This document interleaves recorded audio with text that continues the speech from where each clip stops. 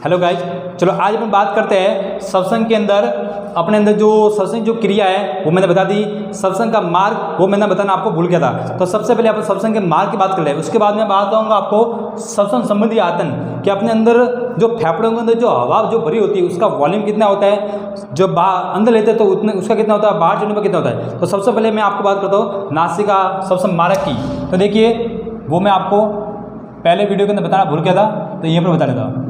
देखो सत्संग जो मार्ग है उसका स्वाद कहाँ से होती है। जैसे बाहर की जो वायु है, ये वायु सबसे पहले कहाँ एंटर करेगी, नासिका छिद्र के अंदर। कहाँ करेगी, नासिका छिद्र के अंदर। वहाँ से फिर कहाँ जाएगी, यहाँ से जाएगी नासा गुहा में, इट मीन्स नोज कैविटी के अंदर।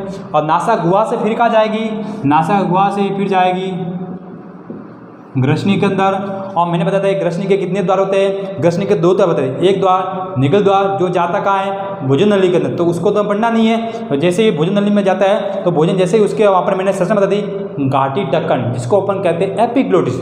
तो जैसे भोजन का अंश उससे टकराएगा तो सांस नली के ऊपर वो ढक्कन लग जाता है ताकि भोजन सांस नली में न जा पाए। ठीक है, फिर ग्रसनी का दूसरा द्वार कौन सा था, दूसरा द्वार था कंठ द्वार, जो आकर जाकर खुलता है कंठ के अंदर। कहाँ खुलता है, कंठ के अंदर। और कंठ आगे जाकर किसमें खुलेगा, कंठ आगे जाकर खुलता है किसमें, श्वास नली के अंदर, इट मीन्स ट्रैकिया के अंदर। श्वास नली आगे जाकर, श्वास नली का एक भाग डायफ्राम में, एक भाग डायफ्राम है, जिसको अपन क्या कहते थे, ब्रोंकाई। क्या कहते थे, ब्रोंकाई, इट मीन्स श्वसनी। और श्वसनी आगे जाकर डायफ्राम और डायफ्राम के अंदर छोटी छोटी महीन नलिकाओं में और भी जाती है, जिसको कहते हैं ब्रोंकियोस, इट मीन्स श्वसनिका। और प्रत्येक श्वसनिका के दाएं तरफ मैंने बताया था गुब्बारे नुमा कुछ रचना होती है, जिसको अपन कहते हैं क्या है, एलोविलाई। क्या कहते हैं, एलोविलाई, इट मीन्स वायु कुपिका। और वायु कुपिका क्या है, इस वायु कुपिका है जो श्वसन तंत्र क्या है, ये श्वसन तंत्र की क्रियात्मक इकाई है। ठीक है, ये बात याद देना आप। तो देखो वायु एंटर करती है नासिका छिद्र से, नोजपुर से नोज कैविटी, ग्रसनी होगी, फिर आपका कंठ हो गया, श्वास नली, श्वसनी, श्वसनिका और वायु कुपिका। और वायु कुपिका में आने के बाद उसमें एक क्रिया होती है, वो क्रिया बहुत सारी वीडियो के अंदर बताई नहीं हुई है, लेकिन मैं आपको फुल डिटेल यहाँ पर बताऊँगा। जैसे मैंने आपको बताया एक फेफड़ा यहाँ बना लेते हैं। इस फेफड़े के अंदर क्या होता है, ये जो श्वसनिका है यहाँ पर क्या लगी होती है, इसकी वायु कुपिका। क्या हो रही है, वायु कुपिका। अब देखिए होता क्या है, बाहर से अपन क्या ले रहे हैं, O2। तो O2 जैसे अंदर लेंगे तो O2 अंदर जाकर क्या जमा हो जाएगी, वायु कुपिका में। ठीक है, तो यहाँ पर इस वायु कुपिका में O2 की मात्रा क्या है, इस वायु कुपिका अंदर O2 की जो मात्रा है वो क्या है, ज़्यादा। ऊपर तीर का मतलब क्या था, ज़्यादा। अगर वहाँ पर वायु कुपिका में O2 अगर ज़्यादा है तो कम कौन है, CO2। तीर नीचे कर लिया, आगे समय। अब देखिए अगर बाहर फेफड़ों के अंदर, फेफड़ों की जो वायु कुपिका है इसमें O2 ज़्यादा है, तो बाहर जो अपने शरीर के जो अंग है उसमें O2 क्या होगी, उसमें O2 क्या होगी, कम। ठीक है, अब यहाँ पर CO2 अगर कम है तो बाहर के अंगों में CO2 क्या होगी, ज़्यादा। ठीक है, अब देखिए आपने ये तो सुना होगा कि अपने फेफड़ों के अंदर गैसों का आदम होता है, लेकिन गैसों का शुद्धिकरण कहाँ होता है, गैसों का शुद्धिकरण भी फेफड़ों में होता है। लेकिन शुद्धिकरण करने के लिए उस ब्लड को सबसे पहले किस में से गुजरना पड़ता है, हार्ट में से। किस में से गुजरना पड़ता है, हृदय। हृदय से उसमें से गुजरना रहता है। और शुद्धिकरण कहाँ होता है, इसमें। और रक्त शुद्ध कब कहा जाएगा, जब रक्त में क्या मिल जाएगा, O2। अगर रक्त में O2 मिली हो तो उसको कहेंगे शुद्ध रक्त, अगर रक्त में CO2 मिली हो तो उसको कहेंगे अशुद्ध रक्त। तो हमारे अंदर शुद्ध रक्त आता है और वहाँ शुद्ध रक्त आने के बाद हमारे ब्लड के सभी ऑर्गन में फैल जाता है। और जब हम काम करते हैं तो काम करने के बाद उसका क्या होता है, ऑक्सीकरण। ऑक्सीजन से उसमें क्या होता है, एथेनॉल बनता है, लैक्टिक एसिड बनता है। तो लैक्टिक एसिड बनने से उसके अंदर O2 की जगह क्या आ जाता है, CO2 भर जाती है और रक्त हो जाता है वापस शुद्ध, अशुद्ध हो जाता है। अशुद्ध रक्त तो पुनः कहाँ जाना पड़ता है, हार्ट में शुद्ध होने के लिए। तो देखो जाता कैसे, इस क्रिया को कहते हैं विसरण। क्या कहते हैं, इंग्लिश में इसको कहते हैं डिफ्यूजन। क्या कहते हैं, डिफ्यूजन। अब ये होता है, अगर इसका कहते किसे, गैसों का परिवहन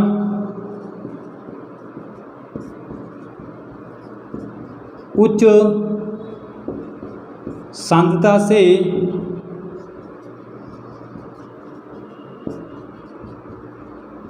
निम्न सांद्रता की ओर बढ़ना, चाहे गैस को भी हो, चाहे O2 हो या CO2, उसका हाई कंसिस्टेंसी है लोक एसिडिटी की ओर बढ़ना क्या कहलाता है? विषण। क्या कहलाता है? तो अपने गैसों के अंदर जो मैंने बताया था आंतरिक श्वसन, उसमें जो श्वसन होते हैं कौन से क्रिया द्वारा होते हैं? विषण के द्वारा, डिफ्यूजन के द्वारा। अब देखो होता क्या है, मैंने बात की है एलोवेराई जिसके अंदर O2 क्या है? ज़्यादा, जबकि मैंने बाहर के अंगों में O2 क्या कम है। तब कंसंट्रेशन ज़्यादा कहाँ पर O2 की? बाहर। वो हमने कहाँ से ली है? बाहर से लेकर हमने फेफड़ों में जमा कर रखी है। अब वो O2 यहाँ से कहाँ जाएगी? यहाँ पर कंसंट्रेशन O2 की ज़्यादा है, यहाँ पर कम है। तो परिभाषा क्या होते हैं? हाई से लो की ओर बढ़ना। तो हाई यहाँ पर है O2, तो O2 कहाँ जाएगा? हाई से लो की ओर, मतलब बाहर के अंगों में जाएगा। ये क्या है? मैं यहाँ पर लिख लेता हूँ अंग। कहाँ जाएगा? अंगों में। ठीक है, तो फेफड़ों के अंदर की वायु कोशिका से दूसरी कोशिका में गई और कोशिका में क्या CO2 ज़्यादा बढ़ गई है, तो वो CO2 हाई यहाँ पर है और लो यहाँ पर, तो हाई से लो यहाँ पर चली जाएगी। तो हमने उस निःश्वसन कर लिया है। निःश्वसन करने के बाद जो यहाँ की जो अंगों में जो CO2 वो वापस क्या हो जाएगी? फेफड़े में, और फेफड़े में उसको वापस उस श्वसन के द्वारा, मतलब एक्सहेलेशन के द्वारा इसको वापस बाहर निकाल देते हैं। तो इस क्रिया को कहते हैं अपन डिफ्यूजन। क्या कहते हैं? डिफ्यूजन। ठीक है, अब हम इसका कर ले अपना श्वसन संबंधी। तो देखिए श्वसन संबंधी जो वॉल्यूम है इसके अंदर सबसे पहले बात करते हैं कि अपने जो लंग्स है उसके अंदर अगर हम नॉर्मल रहे, जैसे मैं अभी नॉर्मल हूँ, तो नॉर्मल के अंदर अपने फेफड़ों के अंदर कितनी वायु भरी रहती है, जमा कितनी रहती है, स्टोर कितनी रहती है? उसका वॉल्यूम होता है 500 ml। कितना होता है? 500 ml।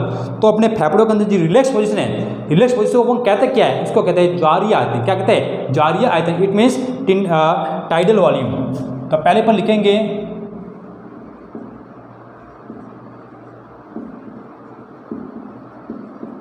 ज्वारीय आयतन, जिसको कहते हैं टाइडल वॉल्यूम, शॉर्ट में इसको बोलते हैं टीवी। क्या बोलते हैं? टीवी। तो नॉर्मल के अंदर हमारे फेफड़े में कितनी ऑक्सीजन जमा रहती है? 500 ml। क्या होता है? सामान्य फेफड़ों में जमा वायु, ये इसका मतलब था। ठीक है ना? 500 ml ध्यान रखना है। इसको मैं थोड़ा स्टिक लेता हूँ ताकि दिखे, सही दिख जाएगा 500। ठीक है, अब ये नॉर्मल रहती है, लेकिन सेकंड इसका क्या होगा? जब हम वायु को अंदर लेते हैं, जब वायु को हम अंदर लेते हैं, अंदर लेने को क्या कहते हैं? निःश्वसन। क्या कहते हैं? तो अंदर लेते हैं, उस समय अपने कितनी वायु अंदर लेते हैं? बहुत ज़्यादा लेते हैं, लगभग कितनी? 3000 ml। कितनी ml? 3000। तो इसको क्या कहते हैं? उसको कहते हैं निःश्वसन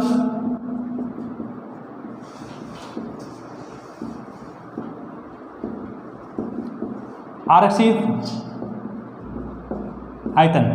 निःश्वसन को बोलते हैं inhalation I reserve of volume, इसको कहते हैं शॉर्ट में IRV। तो निःश्वसन के रूप में मतलब अपने फेफड़ों के अंदर जो हवा अंदर ले रहे हैं, जैसे ये वाली, तो मैंने कितनी ली है? इसमें मैंने अंदर जो वायु ले रहे हैं वो ले रहे हैं 3000 ml। कितने ले रहे हैं? 3000 ml। ठीक है, अब 3000 ml जो ले रहे हैं, तो बाहर कितने छोड़ रहे हैं? जितनी बाहर ली उतनी बाहर भी छोड़नी पड़ेगी ना। तो उसको कहते हैं उश्वसन आरक्षित आयतन। इसको अपन कहते हैं, उस श्वसन को बताए एक्सहेलेशन IERV। इस पर अपन बाहर छोड़ते हैं 1100 ml। कितने छोड़ते हैं? 1100 ml।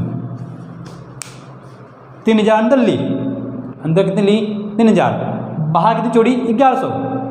ऐसा क्यों भाई? जितनी अंदर ली उतनी बाहर भी छोड़नी चाहिए ना। तो देखो गैप कितना आ रहा है? गैप आ रहा है 1900 का। कितना गैप आ रहा है? कितना गैप आ रहा है? 1900 का। ठीक है, 1900 क्या पा रहा है? तो 1900 में से 1900 गई का, 1900 गई का। तो देखिए 1900 कहाँ गई है?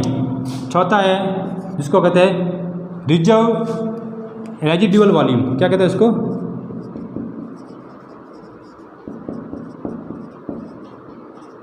जिसको हम कहते हैं शेष आयतन।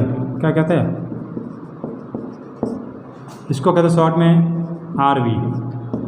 तो शेष बचा जो आयतन है वो अपन अपने अंदर बॉडी के अंदर जमा रहता है, फेफड़ों के अंदर जमा रहता है, वो है 1200 ml। ठीक है, अब देखो 3000 को अपने अंदर लिया, छोड़ा कितना? 1100। 3000 जो अंदर लिया है उसमें से अपने पास कितनी रह गई है? 1200। कितनी रह गई है? 1200। 1100 बाहर छोड़ा तो रही कितनी? 3000 अंदर लिया, 1100 बाहर छोड़ दी, रही कितनी? 1900। 1900 में से 1200 अपने अंदर रखी है, 1900 में से 1200 अंदर पड़ी है, तो रही कितनी? 700। 700 का गई 700। इसके अंदर कोशिका में क्या हो गया? डाइसन, मतलब कोशिका के अंदर कोशिका शोषण हो गया। ठीक है ना। चलिए अब बात करते हैं पांचवा, जिसको कहते हैं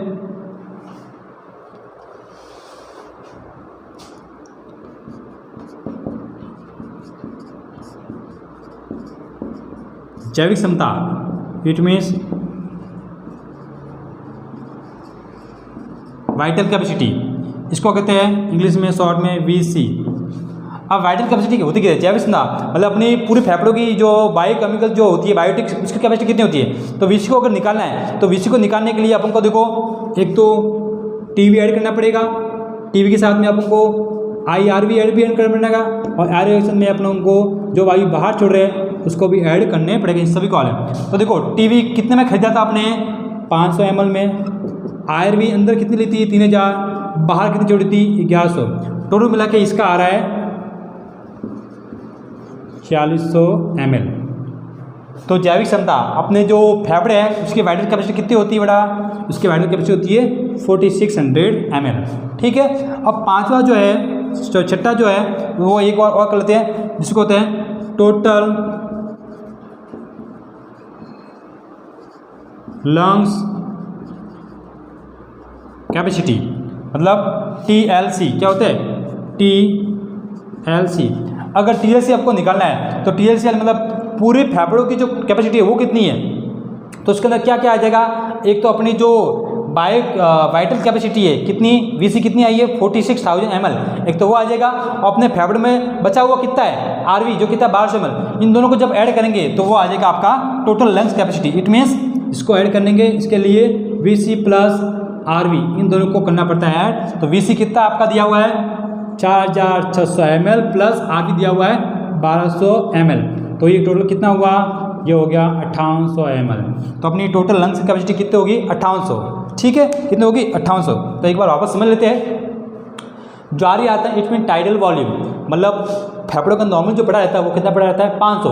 अपन जो श्वास को अंदर लेते हैं वो कितने लेते हैं? 3000, बाहर छोड़ते कितनी? 1100। अपने फेफड़ों में जमा कितने रहते हैं? 1200। 700 का आ गया, 700 अपने कोशिकाओं के अंदर क्या होगा? इंटरवल हो गया। अब अगर आपको फेफड़ों की जैविक क्षमता वाइटल कैपेसिटी निकालनी है तो उसके लिए फॉर्मूला क्या है? उसके लिए फॉर्मूला है जो आपकी TV है नॉर्मल कितने अंदर लिया और कितने बाहर छोड़िए, इन सबको क्या करना? टोटल। तो कितना आ गया? 4600। लेकिन अगर आपको फेफड़ों की टोटल लंग्स कैपेसिटी निकालनी है तो उसके लिए आपकी जो VC आपने निकाली वो आपके फेफड़ों में जो शेष जमा है वो कितना बाहर, उसको क्या करना पड़ेगा? ऐड। इनमें आपकी आती है 5800 ml। कितनी आती है? 5800 ml। ठीक है। अब एक बात और कर ले, जो अपने एडल्ट होते हैं, एडल्ट मतलब वैस, तो वैस के अंदर इसकी श्वसन दर है, रेस्पिरेशन रेट की बात करते हैं। एडल्ट के अंदर, एडल्ट में श्वसन जो रेट है, ब्रेथ रेट है, वो कितनी होती है? एडल्ट के अंदर श्वसन जो दर होती है वो होती है 16 से 18 प्रति मिनट। एडल्ट के अंदर, वयस्क के अंदर जिसकी आयु 18 वर्ष से ज़्यादा है उसके अंदर 16 से 18 बार प्रति मिनट वो एडल्ट करते हैं। अगर आपको पूछ ले सोते समय, एट स्लीपिंग टाइम, सोते समय आपकी जो ब्रेथ रेट होती है वो कितनी होती है? वो होती है 10 बार प्रति मिनट।